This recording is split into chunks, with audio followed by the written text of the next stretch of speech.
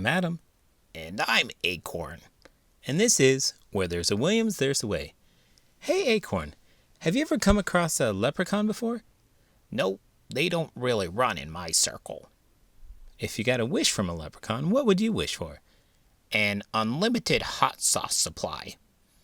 That tracks. What about you? That's hard to say. It seems like the thing that I want more than money is time. Time to spend with my family, time to work on projects, time to travel. So maybe the ability to pause time. Not to fast forward, because I don't want to skip past anything. Well, that sounds good. In today's book, a man isn't trying to get a wish from a leprechaun. In fact, he doesn't even know that one is living under his bed. Let's get started.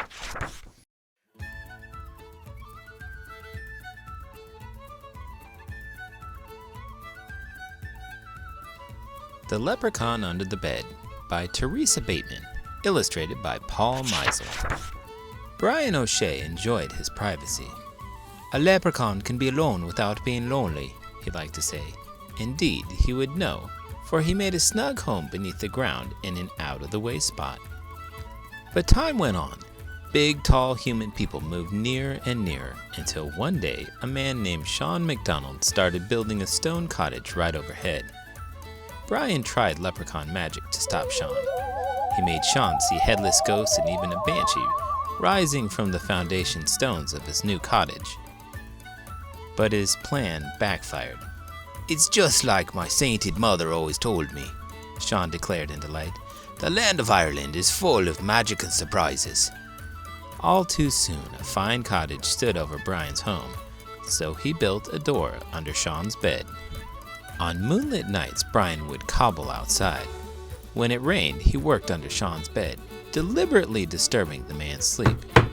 Yet, he didn't wish to be discovered, so Sean moved, Brian would whisper, "Now don't you be fretting your wee little head. It's only the cat under the bed." After a week of restless nights, Sean decided he had to know why he wasn't sleeping well. He went to bed as usual, but though his eyes were closed, his ears were open. At midnight, the tapping began, and Sean sat bolt upright. "Now don't you be fretting your wee little head. It's only the cat under the bed," he heard from below. "Ah, of course, the cat." Sean yawned, settling back under the covers. Then his eyes flew open. "I don't have a cat," he thought. "And even if I did, who ever heard of a talking cat?" What would you do if you found out that a small mythical man was living under your bed? There is so much to unpack there. First off, why under my bed? Why not under the living room? Why live underground in Texas where it's notoriously difficult to dig because of all the limestone? I would want to know about his riches. Where did he get all of his gold from? If he's constantly worried about being captured, who does he sell his shoes to?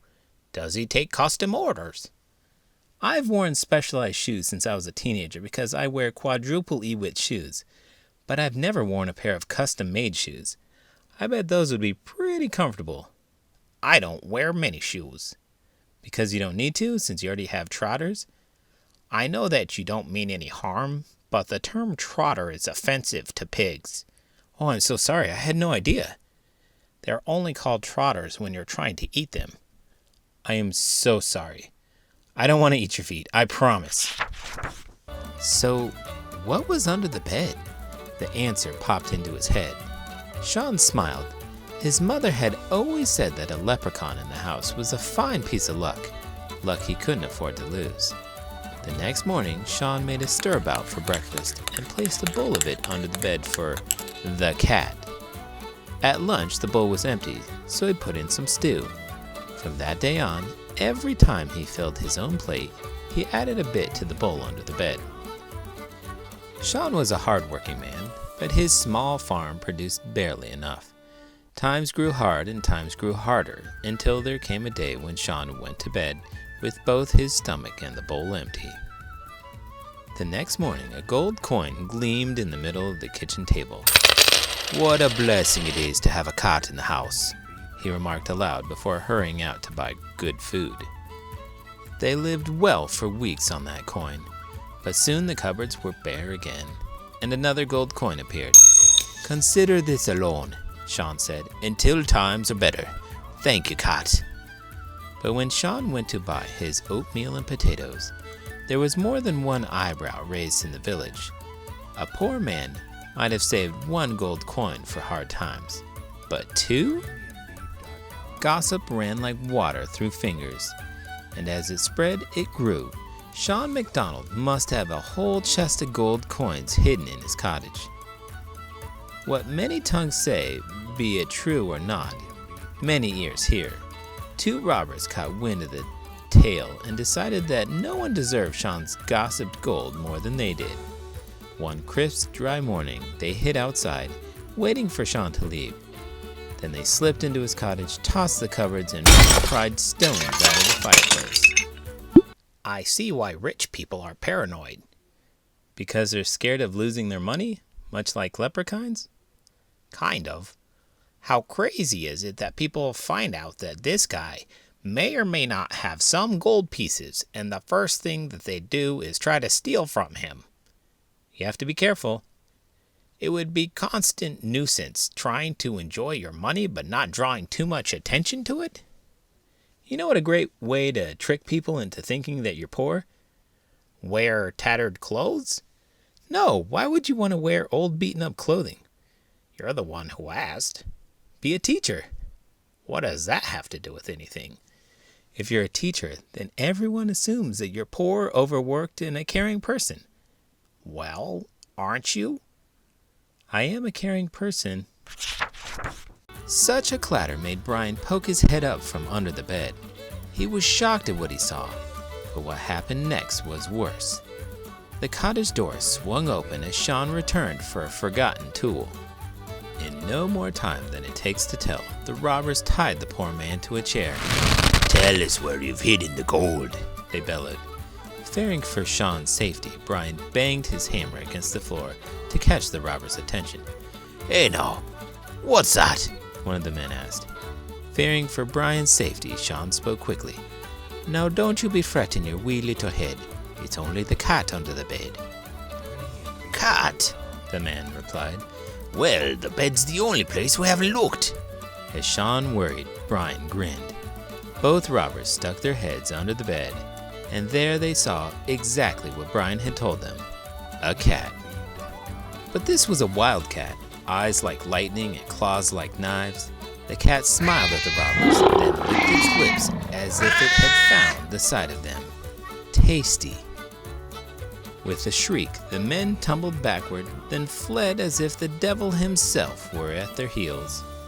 Brian laughed till tears ran down his cheeks. Sean chuckled as well as he wiggled free of the rope. Then he stretched and bowed in the direction of his pillow. "'Tis a grand thing indeed having a cat beneath the bed," he declared. "Aye," replied a voice from below, "and it's a pleasure having a friend above it." And they lived well and happily for the rest of their days. After all of that, I would always be worried.